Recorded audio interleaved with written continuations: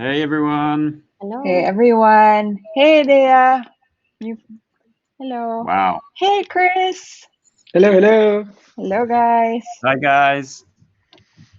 Hey. Hello. While we're just waiting for everyone. Oh, love the emojis. Keep them Yeah, I need to get a bit coming. more in there in emojis. Keep them coming. While Yeah. we're waiting for everyone to come in, I think let's give them 2 minutes more. I'm just gonna run a Yeah. quick poll to actually see how people are feeling at the moment. Okay? Feel free to answer, guys. Okay. So yeah, just give us a bit of quick tips as to what are the most frustrating moments for you when planning remote workshops. Uh, so at least we have some fun going. And if Yeah, everyone, definitely. I think yeah, it'd be great to hear a little bit more about you guys, for yeah, sure. I can see a bunch of hi Viola as well. Thanks for coming again. And I can see Jerome. Okay, cool. Oh yeah, Chris is joining us. So Chris is our CPO as well. So it's your first time joining ButterMixer. So Hey yay, Chris. having Hey, hey. that. I'm And super I can excited. also see a bunch of new faces. Uh, keep the answers coming, guys.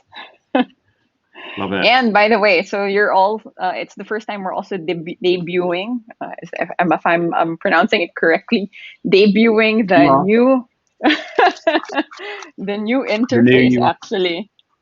So please, if ever you guys have any feedback, feel free to share it with us after, especially for those who've experienced ButterMixer already before. Mhm. Okay, Yeah, I cool. think it looks great. Thanks. That's awesome. I mean, I can't have enough love emojis for that. Everyone loves a good emoji Yeah. and a GIF, Mm-hmm. Which you can also do on Meat Butter, which by we the can way, add in if the you chat, can't haven't we? I known. think we should. Okay, think we can end this in a bit. How's everyone doing though? Cool. All good? Everyone's good. I'm loving Mhm. that background, Fritz. Great. Like a disco going on. Okay. That's actually my mood, I would say. Disco? Good, good. Well, it's Thursday. We're nearing the end of the week, aren't we? So hmm True. Does anyone have any exciting Friday plans? I don't know how we can actually have exciting plans now, given it's Corona, but you can still have excitement at home. oh, You just have such to a. get inventive. Are you also going to be covering that later, Dom? No. Definitely.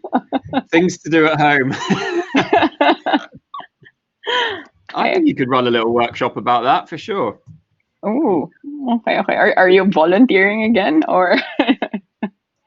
I don't know. I'm not volunteering, but I'm sure someone else will. Okay, maybe later. I'll prompt more people again. Oh, love it. Okay, so Roman got the how to get people engaged, which is precisely actually what we're going to be discussing here today. But before, I think we can start now. Thank you so much Yeah, again, okay. everyone, for joining ButterMixer. For those of you who it's the first time joining, this event is really meant for us to sort of get together every other week and understand and share from each other. Actually, like what are the experiences that we have as facilitators or from you guys as facilitators. And for us, it's also a way for Meat Butter to also know what your pains are and frustrations, so we can build a better product for you. And I mean, some of you guys who have been here consistently, thank you again for continuing to join us. And I hope I can see you also again in the next one. And just for a bit of intro, we're really building Meat Butter to be a product that hopefully will help facilitators have virtual workshops that are much better than their live ones. And it's a big ambition, but at the same time, see, Chris is here, so for sure he can tell you more about the product vision. But we really aim to basically make virtual workshops much more effective and much more interactive for you guys. So any ideas and feedback that you have in terms of how we can also build it better, please feel free to share. But enough, I think enough about that. I won't bore you to death with what the purpose of ButterMixer is. For us, it's really all about like hearing Dom today and actually understanding more about his take on how we can set up remote workshops, right? Because for us, it's also a big. We've seen that there's a lot of frustrations around it and things like agenda planning, getting people engaged even before the workshop happens. So I'm assuming you guys are also have a lot of challenges around that. So he's here to actually share his own take on it. And yeah, over to you, Dom. Great, thanks very much. Okay, right, I'm going to share my screen. Hopefully everyone can see everything all right. Just give me a shout if you can't.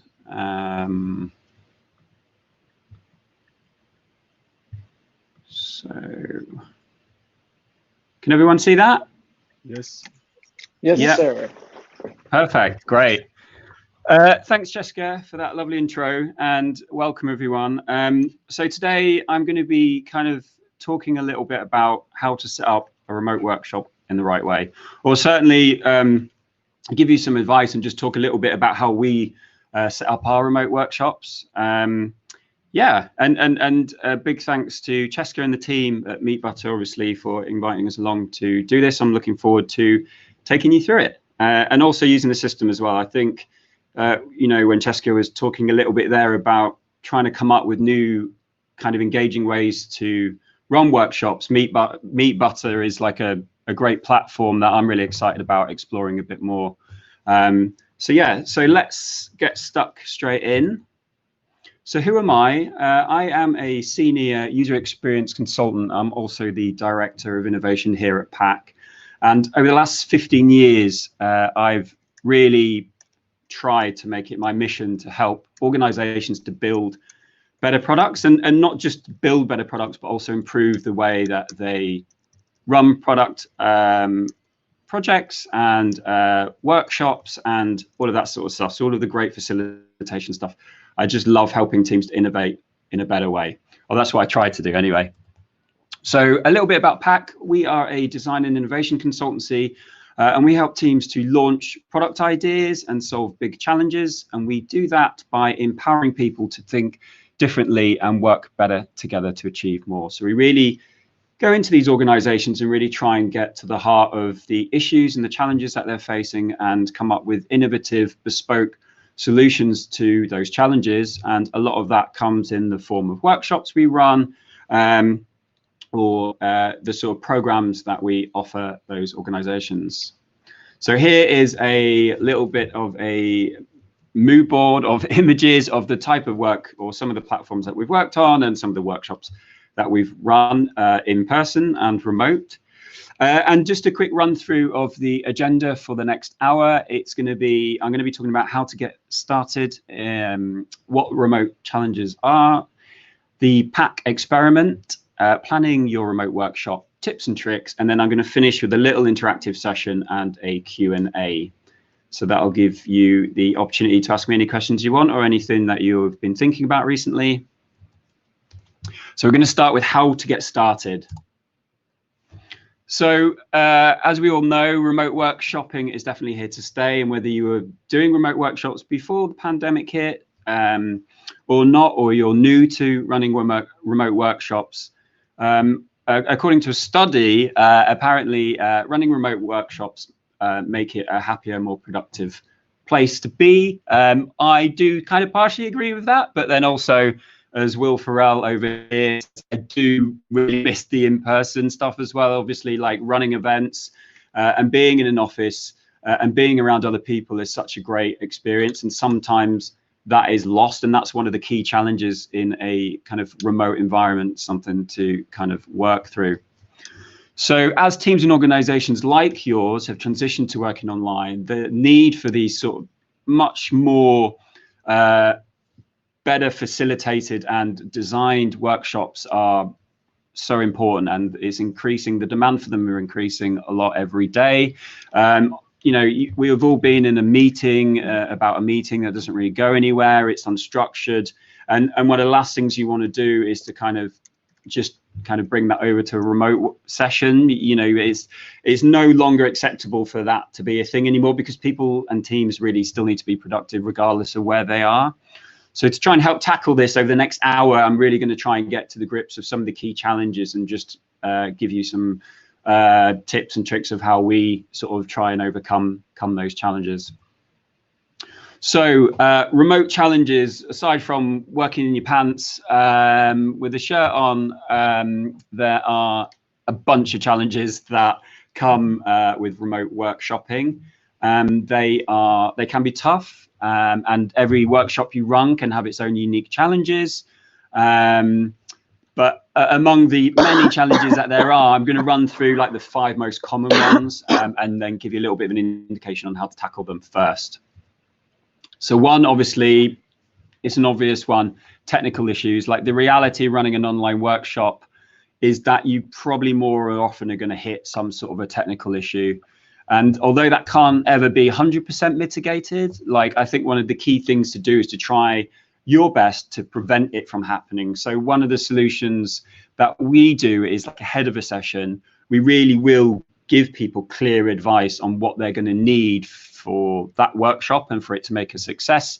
And during that session, one of the key things that we'll do is just check what their internet connection is like, ask them questions around, okay, so when we're running this event in like the next day or the following week, will you still be in the same place? Will you still have the same kind of internet connection?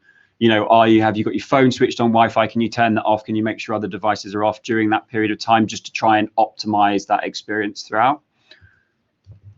Another one is alignment. So again, one of the key purposes of a workshop is to really align your participants around a clear goal or purpose. And obviously, you know, successful workshops come from a clear consensus of like how to move forward and perhaps some actionable points on the other side. And it's your job as a facilitator to really make sure that alignment happens. So one solution, which is great, which is by Hyper Island, is called I Do R, and it's basically like a simple tool that will help support you in leading kind of an effective workshop.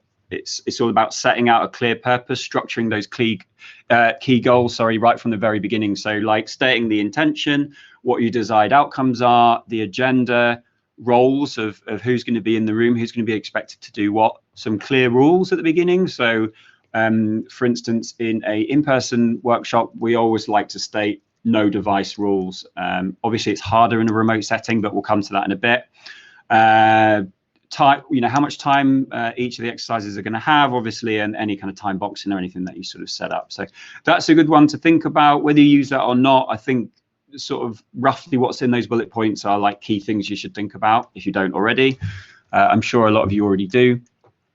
Wall space. So naturally, sometimes it can be challenging in an in-person environment, is making sure you have enough wall space, but obviously in a remote setting, we are lucky that we have platforms like Miro and Mural that we can take advantage of to kind of push some of those live in-person moments into a kind of interactive online version.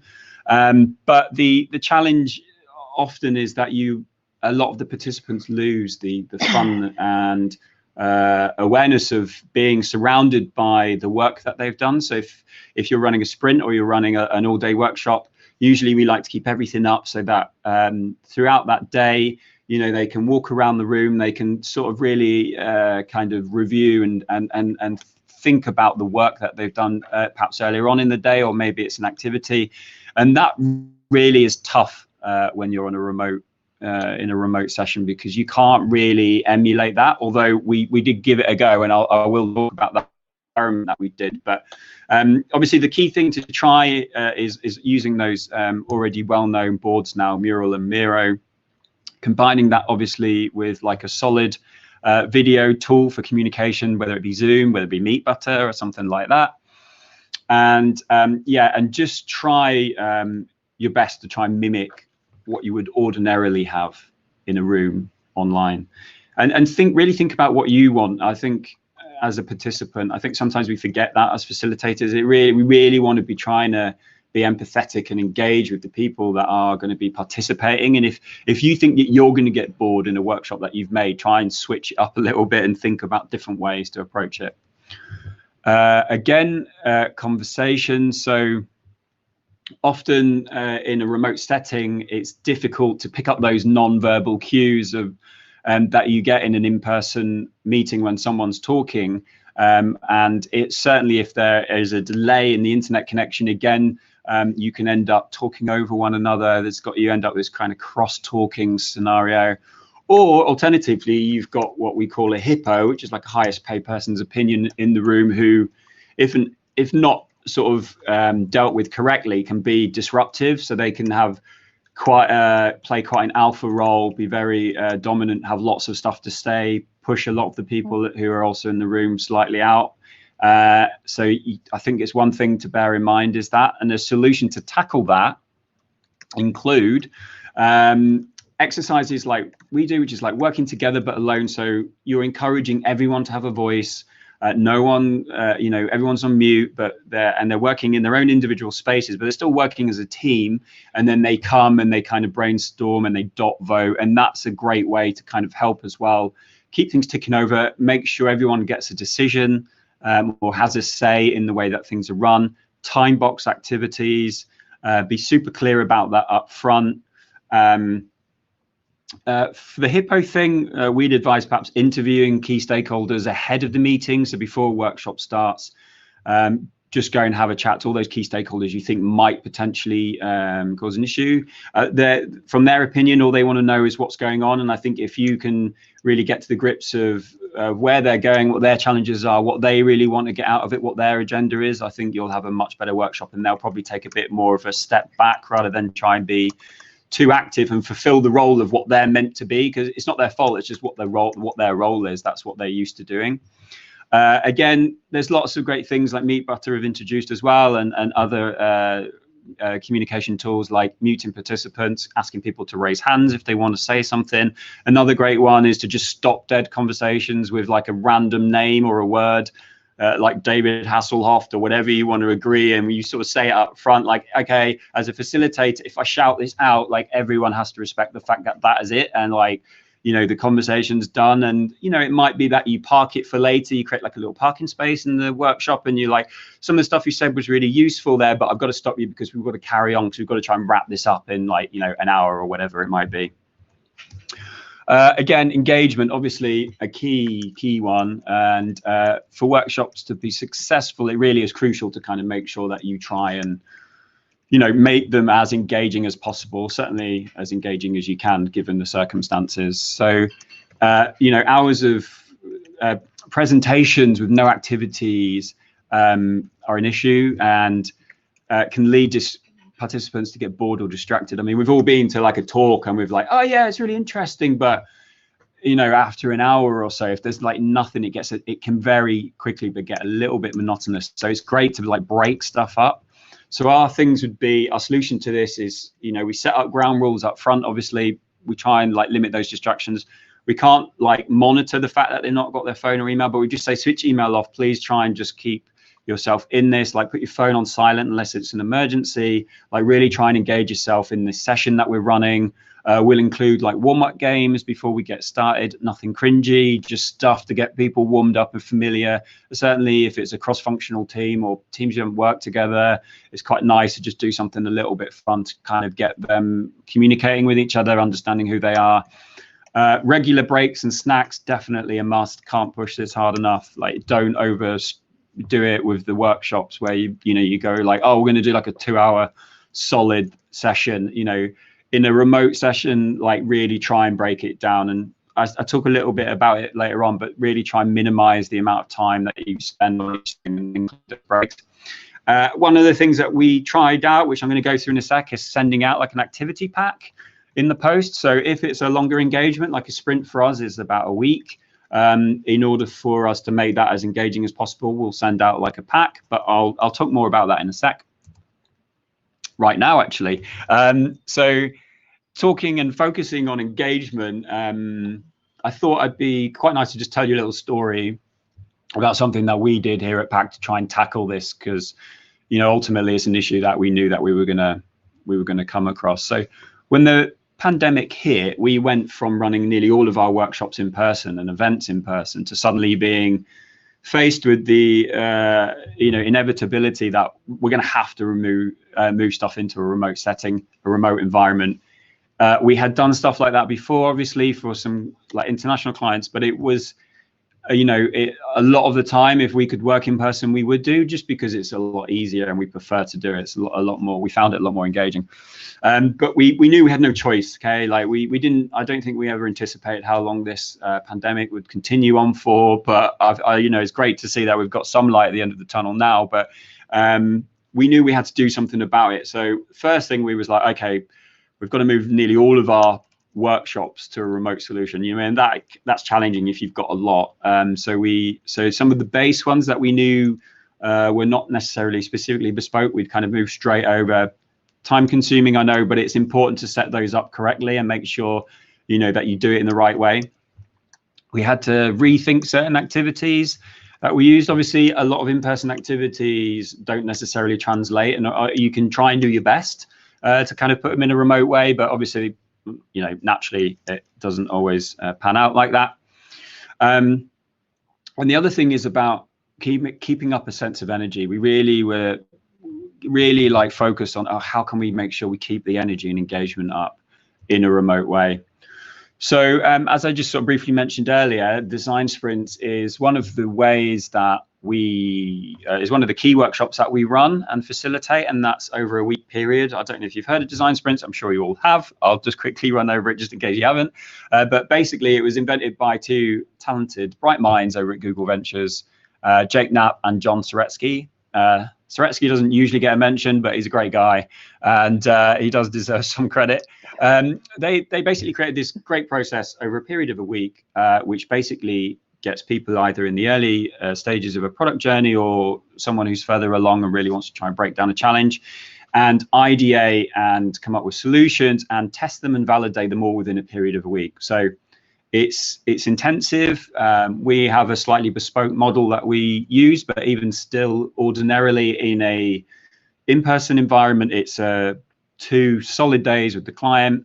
Then obviously the prototyping stage, we go off and we do some testing, and then there's a little bit of a feedback and iteration on that last day. But we were thinking, great, okay, we're going to do our best to remove this to a remote setting. We sort of spread the time a little bit further. So rather than doing 2 days, we did 3 shorter days, capped it at 3 hours. I think that's about a maximum you should go. We included lots of regular breaks. We thought we'd set up was like this ultimate remote workshop, and the week went really quickly, but we were like knackered. I mean, you normally are knackered anyway at the end of a sprint, in all honesty, but I think because of the screen time, it was quite a lot, and it was a bit of a blur, and we were like, okay, we definitely can improve this. So what we normally do at the end of a workshop, we'll run a retrospective. I think it's super important. You're really only going to learn and improve the stuff that you're doing and putting out if you really like think about what went wrong or what went right or what you can improve. So we got thinking hats on like Doc, and we were like, okay, the results are good, but unanimously we were like, we can do better. And we felt like there was something missing. Energy levels were okay, but at times they sort of dropped, felt a little bit low. It was a tough one to try and pick people up if you don't really have any kind of real connection with them. The tactile and experiential nature of a workshop, again, we just felt like was missed in a remote session. Like the smell of Sharpies, funnily enough, even though it's horrendous, just that smell that you get from being in a room, and the feeling of the work you've done around you, and you can look around and you can, you're playing with post-it notes, you're playing with paper, you're cutting stuff up, all of that stuff was really, we just was like, oh, how can we kind of recreate some of that great stuff that we're sort of missing? Again, change of scene. Like when we run a workshop, we usually get people to come to our offices because it's easier. Most people usually react a little better when they're outside of their comfort zone. They're just in a different scenario. So we're like, okay, how can we kind of get that feeling that someone is somewhere else but still be in the same place, if that makes sense?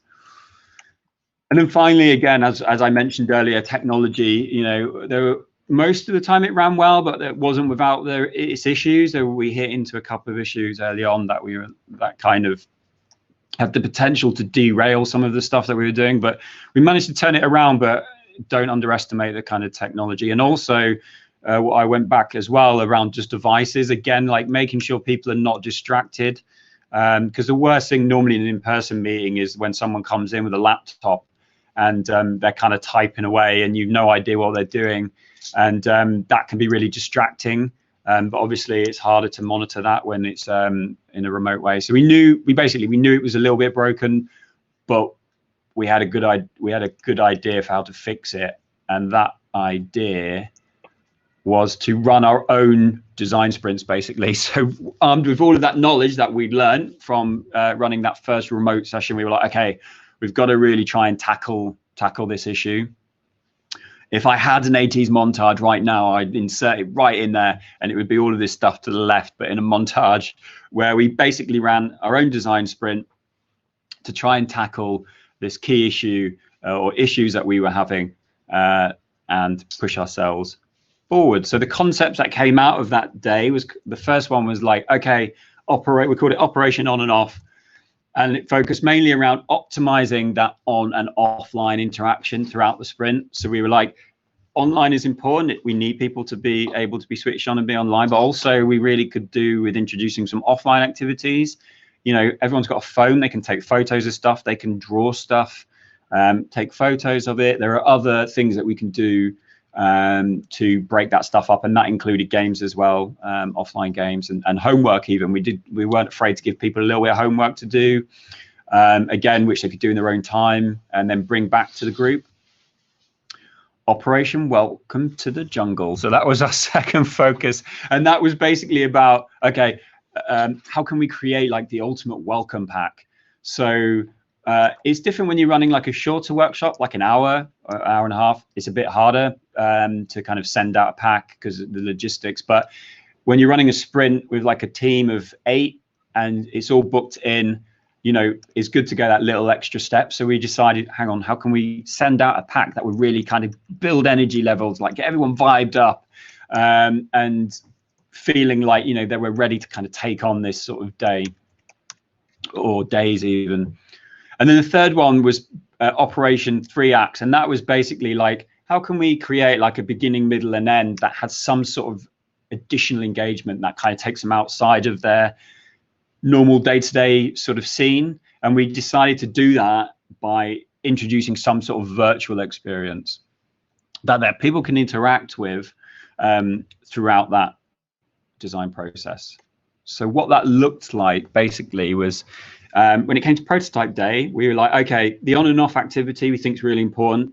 Let's choose that as a concept, because these other concepts had some interesting ideas in them. We were like, okay, hang on a sec, maybe we can kind of take a little bit of each one to kind of create like the ultimate concept. And so that was basically a little bit of all three. We were like, okay, we're going to send them out a welcome pack.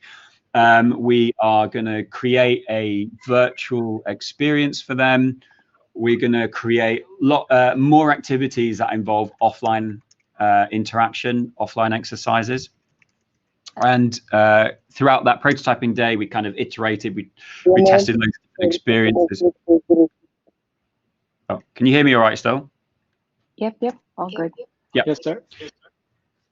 And here on the right is just an example of what that was. So we were like, okay, we're going to create a virtual experience. But we're going to get it into a pack. So we can't send out bulky VR headsets, but what we can do is thinking about it. Sorry, I don't know if someone's talking. Getting a little bit of an interaction from the VR headset. So we sent out a cardboard one. This was just part of the prototype, but we actually branded that up. We sent out a welcome pack. We were like, okay, what do people want? So we send them out some Sharpies.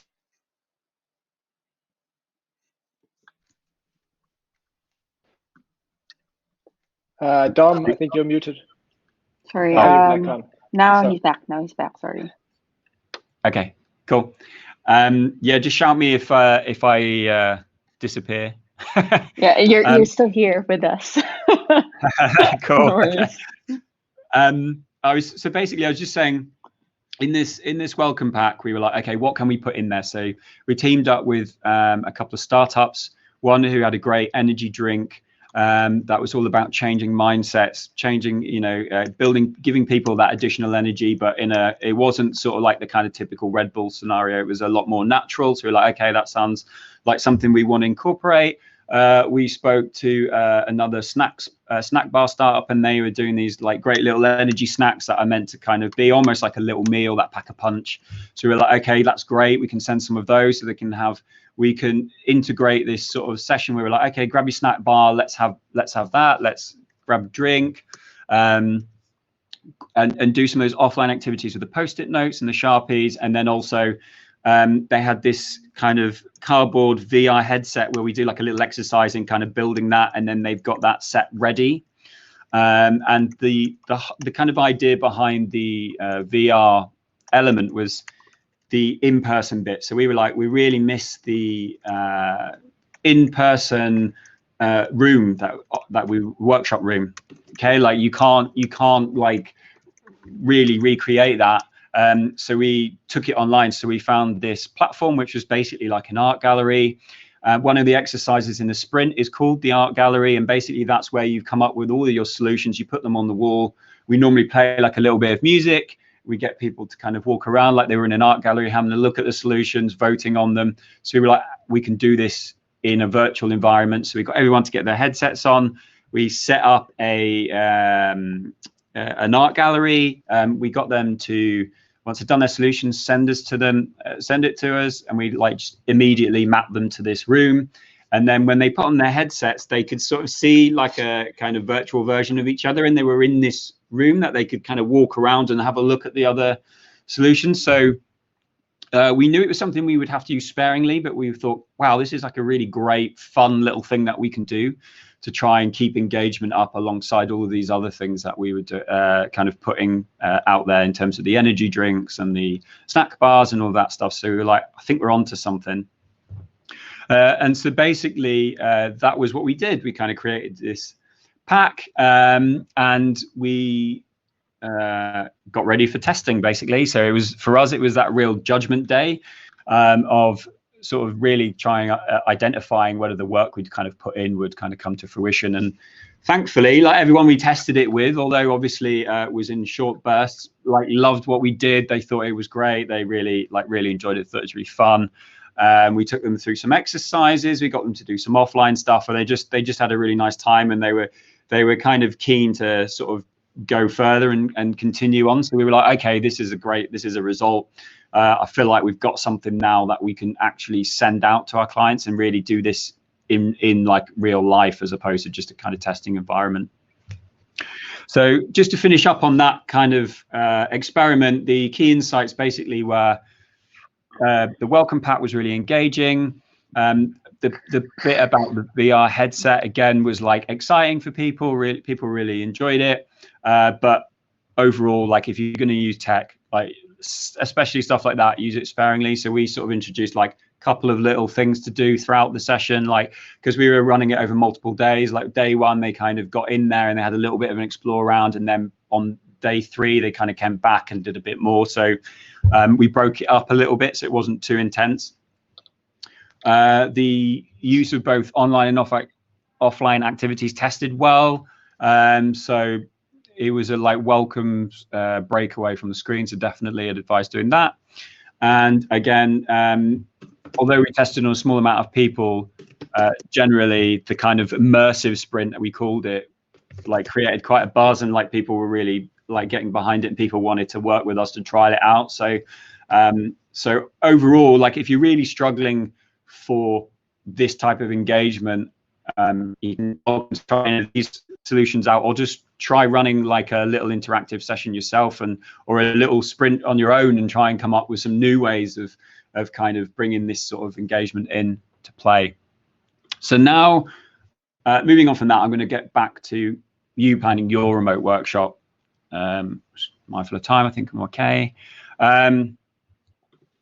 So first thing is preparation is always key. Like anything, the more prepared you are for something, the easier it will be.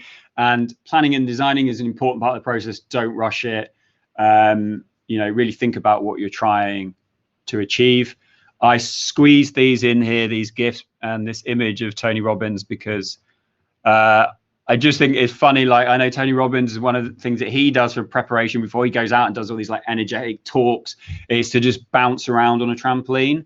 I mean, on it, let's be honest, like, I'm sure if we tried it at home, we'd end up like this poor guy and his dog. But, like, it is about getting in the mindset, and whatever you have to do to get you in that mindset for your facilitation, like, just do it.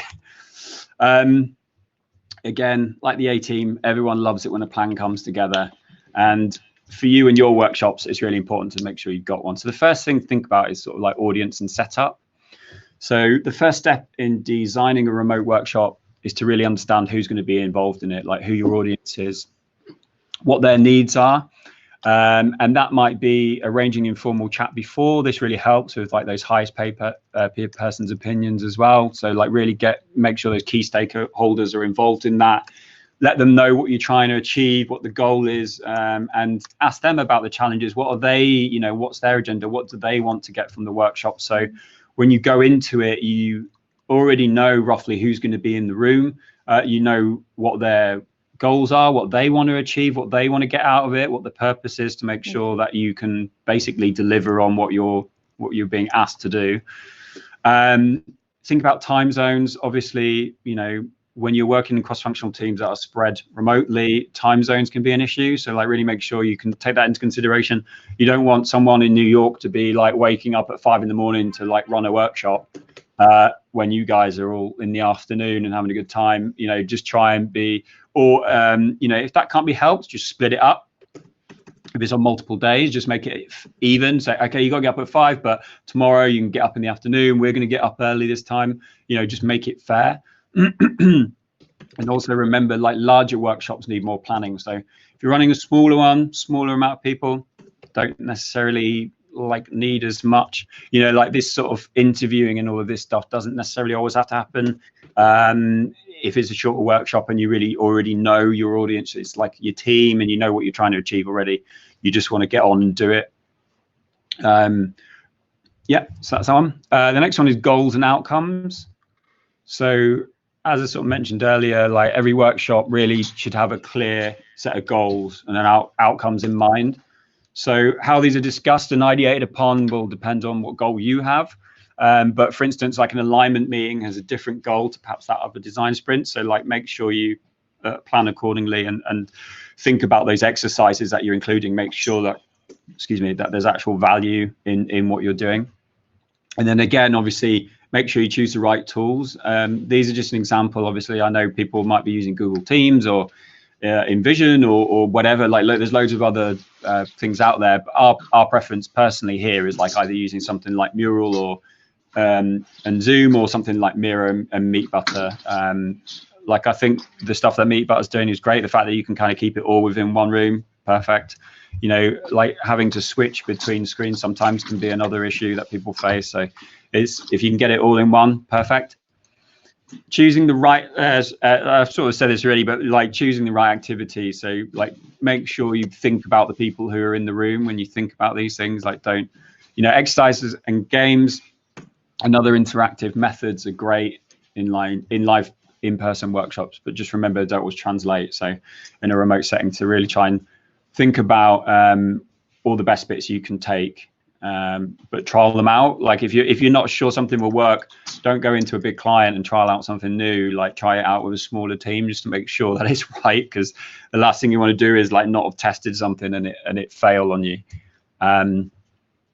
Again, when you're thinking about exercise, okay, so I know I've crammed a lot in here, but key things like the KISS sort of thing developed, I think it was by the US Navy. Keep it simple, stupid, like don't overcomplicate what you're trying to achieve. Just make sure you've got a clear agenda, clear goal, and that whatever exercises you're going to be putting forward, you're going to be able to make sure you get out the end, the outcomes that you're looking for. Workspaces. So one thing we do is sometimes when you've got loads of people trying to do stuff, it can get quite messy, and like some of these tools have come up with new solutions, sort of like hide cursors and make it a little bit easier for people. But ultimately, we like, if it's smaller groups, we like to have like individual workspaces. So we set those up at the bottom of a whiteboard. we get them to like put their name in there, and we just say, okay, like for the remainder of this session, like you've got your own individual workspace. So when we come up and do an activity, I'll expect you to go down to your workspace, fill out your post-it notes, and then I'll call you to draw them back up and talk through them, or just drag them up and put them with everyone else's. So clear workspaces for everyone, I think, is good. Example images, again, like if you've got examples of what you're trying to get people to do, really helps. If you want to run like a little workshop ahead of your main one, again, like I can't recommend that more. Like get people warmed up to using the tools, and just give them examples of what you're trying to get them to achieve. Make sure you're really clear about what you're asking them to do. Work together but alone, again, like, you know, depends what the situation is, but like if it's a bigger workshop, you're really time boxing stuff. Things that they don't need to, there doesn't need to be lots of conversation. People can make decisions together without having lots of conversation. They can do it by, you know, it gives everyone a voice. They can all go away and like post-it note, then you can vote. Then maybe if you've got time, you can have a little conversation. It just depends on what you're doing. Energizers and GIFs. Love GIFs, like energizers as well. Like don't be afraid to like include a few, especially if it's a longer exercise. If you have a little break, say, okay, we're going to come back, we're just going to do like a quick 5-minute exercise just to get everyone back in the mind space again. Cover stuff with GIFs. I think it's great. Can be a little bit distracting at times, but I think it's funny. You know, like everyone loves a GIF. Time box and dot vote, again, like I said, keep the pace of the timer, get participants to dot vote. It's a really great way of getting decisions made quickly. Again, on and offline, spoken a bit about that. Give stuff texture, like, and that's the greatest thing about going offline. You can grab post-it notes, you can break things up, don't make it monotonous to do.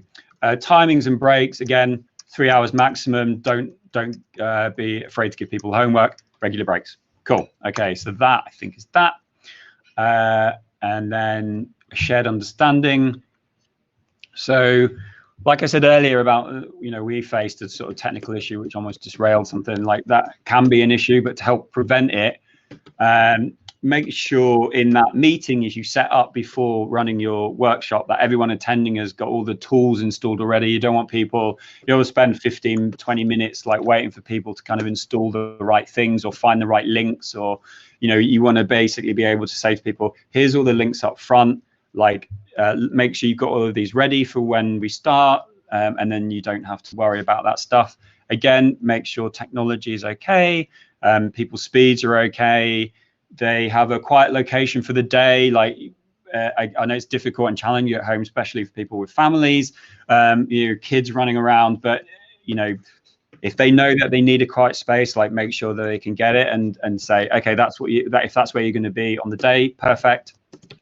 Everyone understands what the agenda is. Like, again, like here, obviously put the agenda up. I know Meet Butter has got that thing where you can add the agenda as well, which I think is great for meetings, just to make sure everyone's still like aligned on what's going on, you know what's coming up.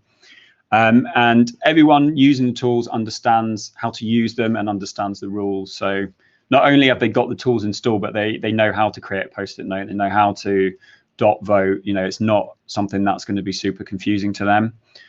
And then last one is to get to meet the team and familiarize yourself with it. Sometimes, like, one of the worst things is kind of coming in cold and you don't really know everyone. I know I don't know all of you guys, but you know, you all look lovely. And but sometimes if you know you're going to be spending hours with people, it's great to understand them a little bit more. And that's why having a little bit of a meeting before, or just even like a warm up, really helps you to familiarize yourself.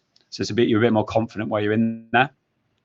And then obviously once all that workshop's done, don't forget like the post stuff. Like, you don't just finish when the workshop ends. You really got to make sure you share the results, all the key takeaways. Like, you create some action points to kind of make people accountable if it's that sort of thing. Like, one of the workshops that we run is all about kind of tying up key challenges and creating some solutions and putting like a little experiment in place. And so in order to do that, you really need to be able to make sure that the people who've signed up for it are going to be held accountable, and you can maybe check in with them and see how they're getting on and that sort of stuff.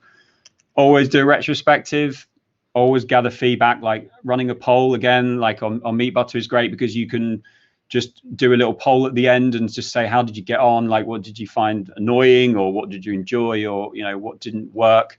And that helps you as a facilitator kind of create a better workshop. And then the other one is just changing mindsets. I think one of the great things from running like interactive, innovative, new bespoke workshops, whatever they are, whatever they look like, it's a great way to introduce people who are not necessarily always creatively minded to that process. You're kind of welcoming them to the world of design. Sorry, I struggled to get that one out. Changing their mindset. Like, you'll be amazed like how many people leave at the end of a sprint really like energized and like, wow, I had no idea that was possible. Like they come in quite skeptical, but at the end they leave, you know, really excited about next steps. So it's really something to kind of drill home, like whether that's kind of setting up a little community internally with your teams and saying, look, all that stuff I've shared it, like if you guys want to go off and run the same thing, feel free, give it a go. And just kind of giving them, leaving them with like a clear kind of takeaway. So I'm just going to finish quickly on the tips and tricks, and then we'll move into like a little interactive session to finish up. But these is just some bonus tips and tricks, and I appreciate, I'm sorry, I'm talking a little quick. I just want to try and make sure I get through it. But I've just spoken about loads of stuff. I know, as I said, if I'd had a bit more time, I would have like slowed it down a little bit, but hopefully you've got some key takeaways and you can screen grab whatever and just grab some little bits. I'm sure a lot of you may already be doing this sort of stuff. So it'd be great to hear what you guys do. But storytelling, I think, is a great tip. Like if you're starting a session, try and build a bit of alignment with everyone, tell a story.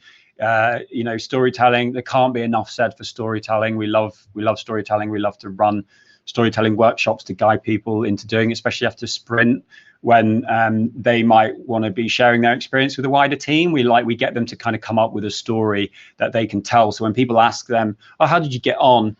They can kind of tell a bit of a story with a clear outcome at the end of it. Snacks are great. Always include snacks. It doesn't matter if it's remote. Like, it doesn't matter if you can't send out a welcome pack. Get people to get snacks in, even if you can't send them out. Just say, look guys, I really this and this, it'd be great if you can try and get hold of it. Things like popcorn we use as a way, because we know whole grains and stuff are good at improving blood flow and kind of increasing like memory function. You know, you might say, oh, that's a bit of a gimmick, but you know, it just kind of creates this sort of sense of awareness of what you're trying to achieve. No one likes to be on a ship without a captain. I heard someone say this the other day. I thought it was great. You know, like if you're in a team, someone needs to be guiding that ship, guiding that workshop. Don't be afraid to just get up and say, yep, you'll facilitate it. You might be out of your depth a little bit, but it's a great experience. But you know, as long as someone really understands what's going on, what you're trying to achieve, it's great. Ensure everyone switches on their cameras. Again, I know this is difficult for everyone given this, like the current circumstances. They might not be able to switch on the cameras, but if they can, it's great, because it's good to get that sort of face-to-face, even though you can't have it in person. And ultimately, ensure like participants feel safe, they feel motivated, they feel engaged, they feel confident to be there.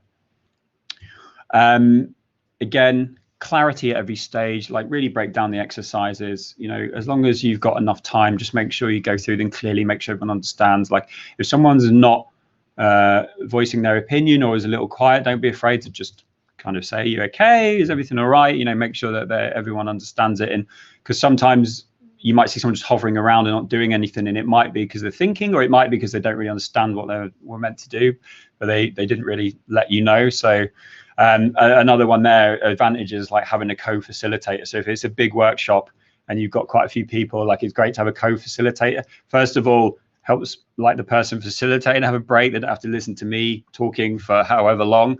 They get to hear someone else's voice, helps give a bit more texture, and they can also help do other exercises. If it's really complex, it shouldn't be really like, you want to try and make it as intuitive and easy to use as possible, but sometimes pre-recorded tutorial can help. You can do it in Loom, you can do it in wherever, QuickTime, you know, these things help. Music, when Cheska said that Meet Butter had music, I was like really happy. I think it's great that music is a big part of that platform, and you know, I know Zoom have introduced it as well. It's just like a great way of kind of in between things, getting people to like listen to music.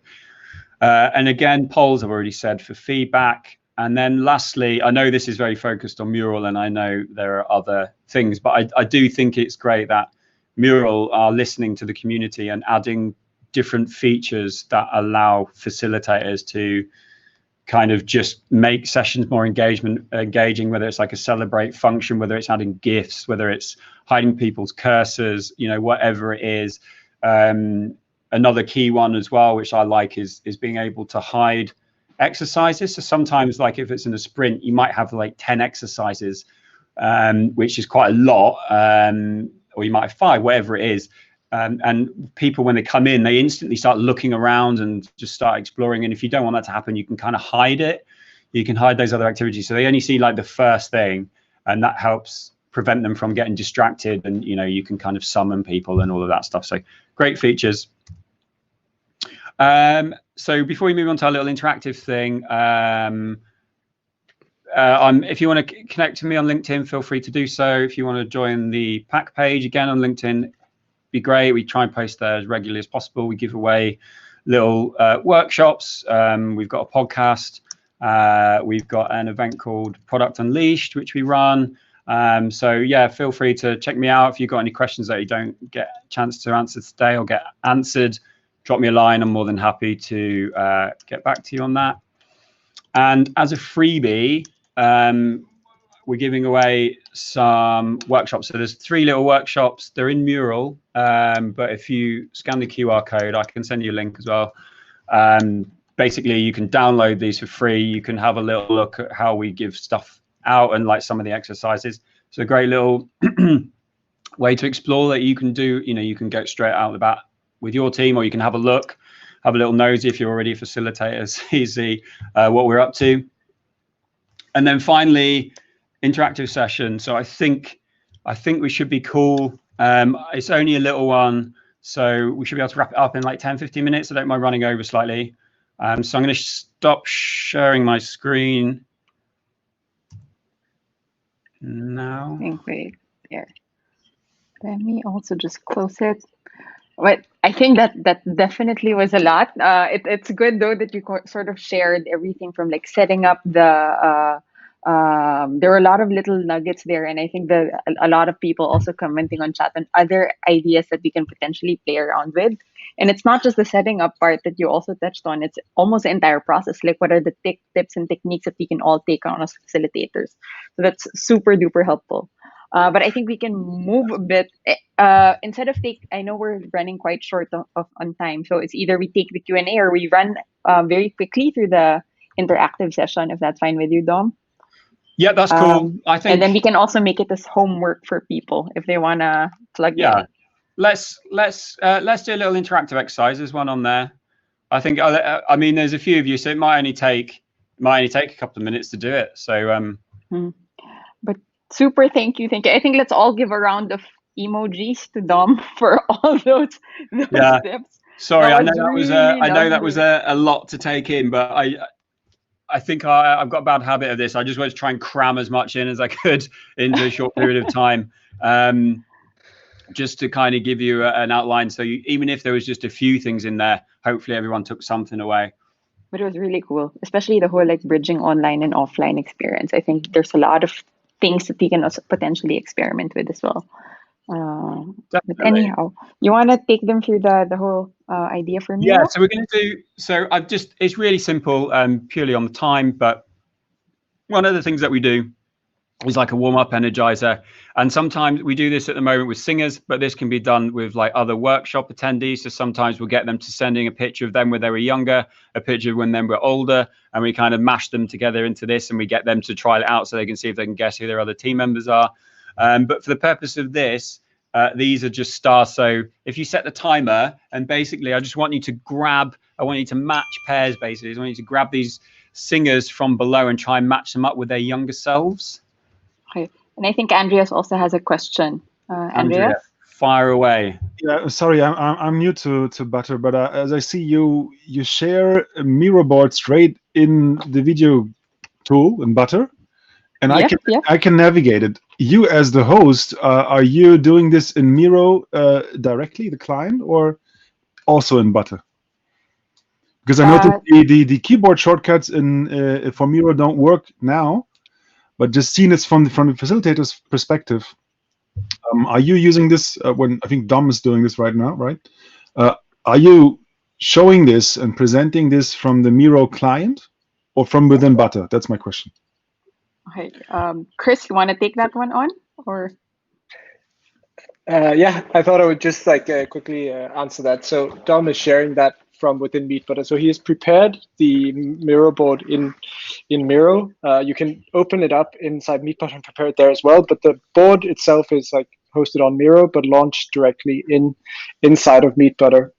The shortcuts should be working as long as you click with somewhere within the Miro board itself.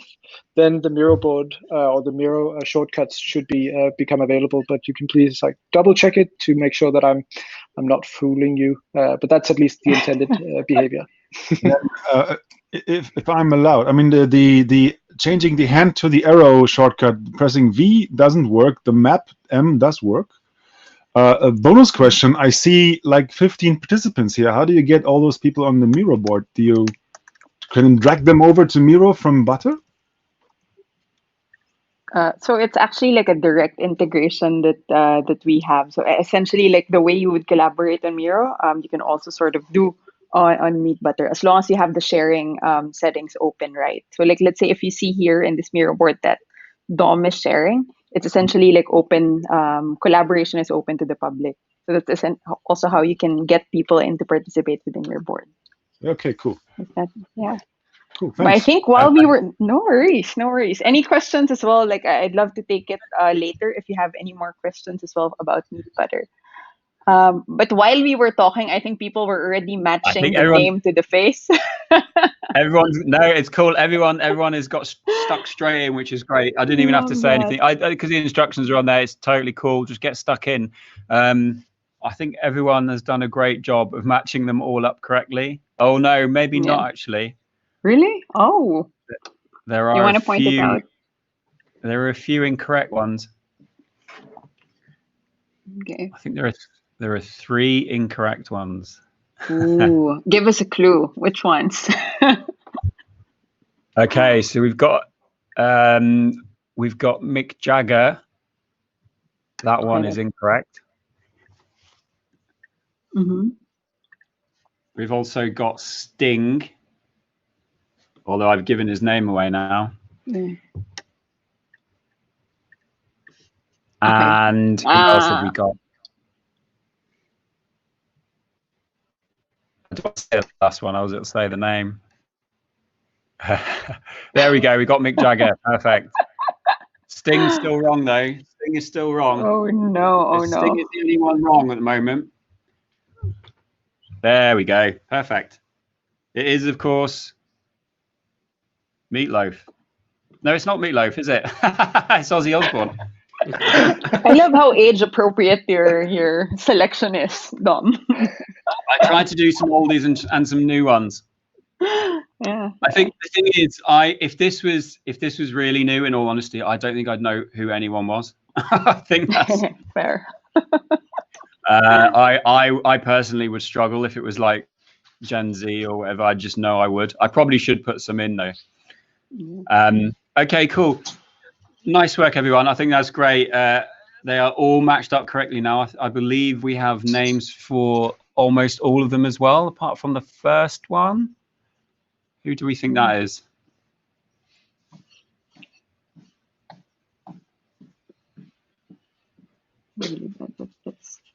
Oh, Chris and Greg are going crazy in terms of the naming. Love that. Awesome. Okay. So if we move over to, if everyone's cool, if everyone's done that, we can just jump straight over to step 3. Mm-hmm. And this one basically is just, obviously that's just an example of an energizer. I'd love to know what you guys do. If you're facilitators and you run lots of energizers, I'd love to know a bit more. Scavenger hunt is one where you get people to run around the house and grab a specific item or whatever. I'd love to hear what you guys do. And we'll run a little timer so that this is Yeah. probably going to be our last exercise, but Yeah, do you want to put a timer on? There we go. Perfect.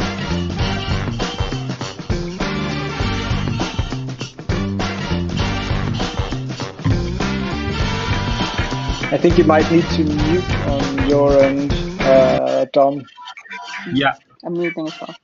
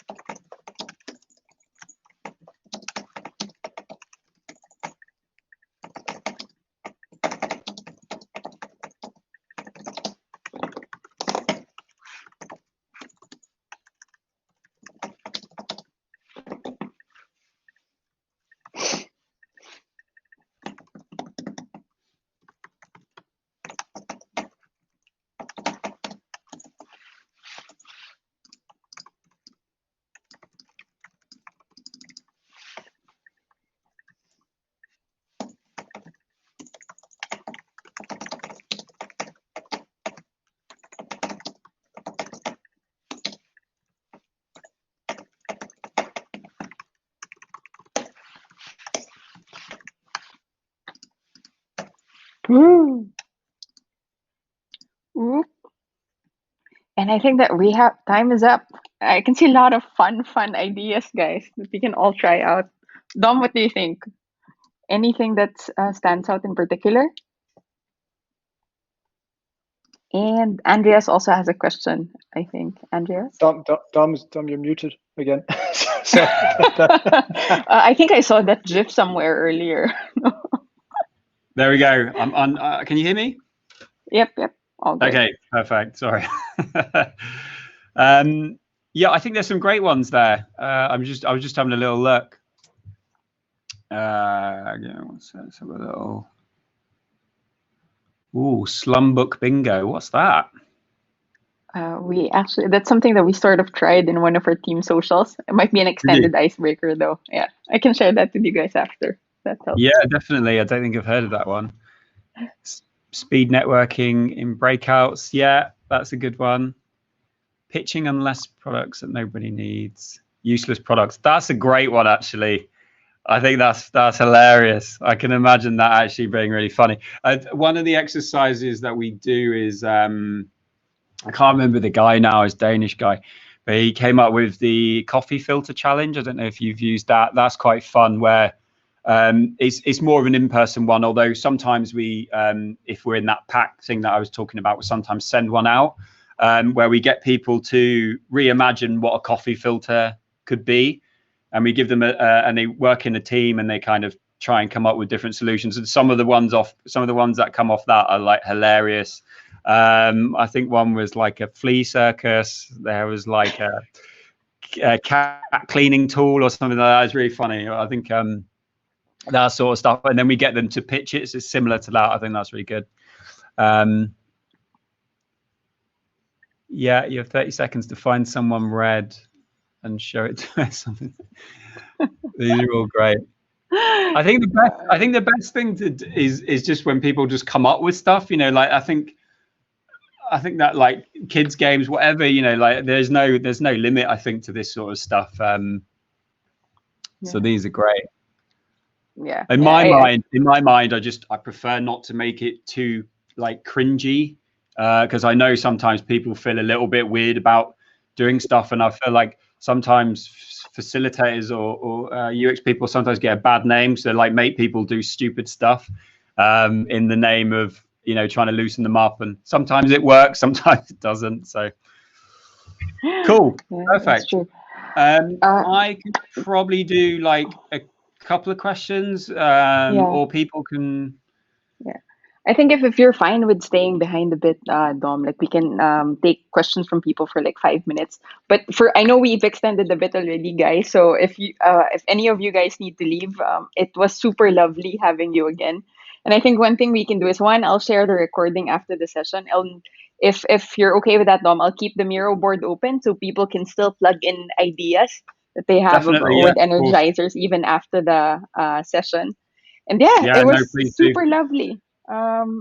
Lovely, guys. But if you want to stay, please do so. We can keep the room open for an additional 5 minutes if you have any questions to Dom. And please, if you want to do that, do use the queue. If any of you, Andreas? Am I? Yeah. Okay. Yes, you are unmuted. My question would be, Dom, what kind of experience do you have with hybrid settings? By hybrid, I mean there's a group of people online, like us now, and a group of people sitting in another room together. Yeah. So I didn't actually mention the hybrid thing. I know it's it's a question like quite a lot of people ask.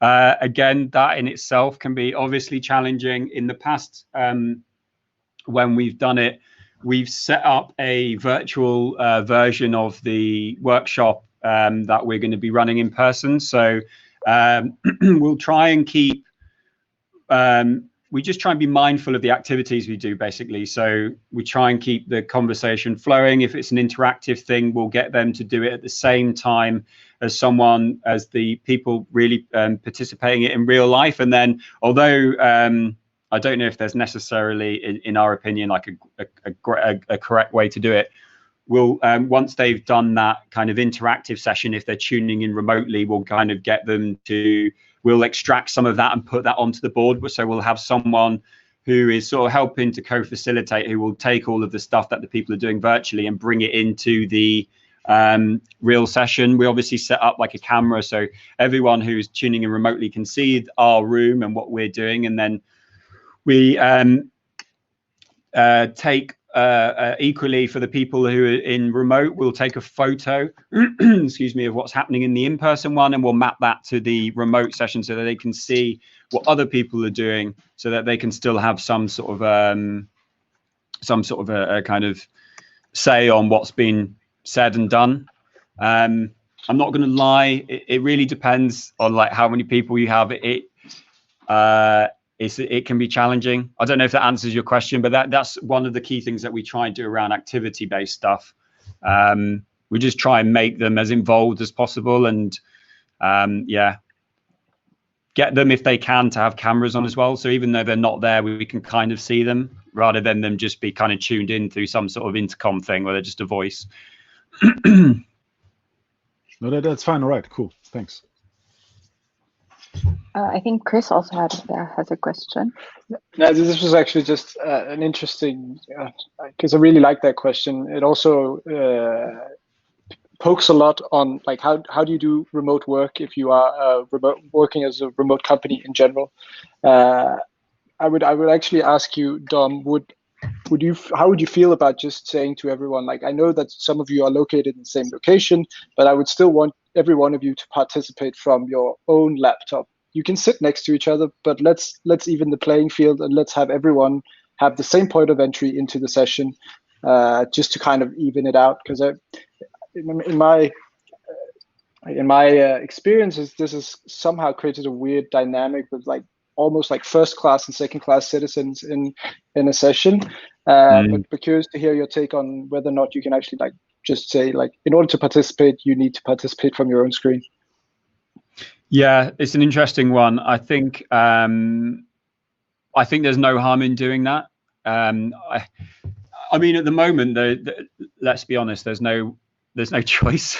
So everyone, I think one thing that people have gained or started to understand is, I think there was a little bit of a fear around people working from home, people working remotely, that that they'd be able to still achieve and do work in the same way. And I think one thing that this pandemic has taught us is that actually we can still be super active, we can still really participate, and we can make it work in our own sort of individual little bubbles or that we're working from. So definitely we have done that in the past before. We've kind of moved people outside of it. In all honesty, that kind of hybrid thing we prefer not to.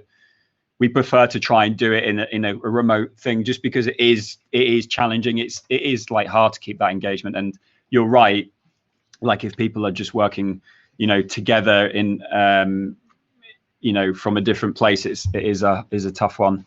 So yeah, so we don't have any qualms with telling our clients, look, we're all going to be remote for this, because this is just the best way it's going to work. Or the alternative is to just like flying people in and stuff, but again, that's just potentially a nightmare. It doesn't always work. Cool, thank you. That's all right. Hope that answers it. I mean, it's one of those things. Like, if anyone else has got anything better to say, like, please tell us. Like, we're always learning. Like, this is, the whole kind of remote thing. Although we've done it for a while now, is still very new. Like, all of this, the whole thing of, we're just trying to do our best to make it as practical as possible, aren't we? Really, and that we can all get the most from it. Just give me 1 minute. Do we have any other questions? Or no? I think if there's no questions, again, like, such a big thank you to Dom and for everyone for joining. And I really hope to see you guys again next time. Okay? Definitely. I hope I had music, but yeah. Thank you guys. Have a great Cheers, guys. Thanks everyone for coming. Bye.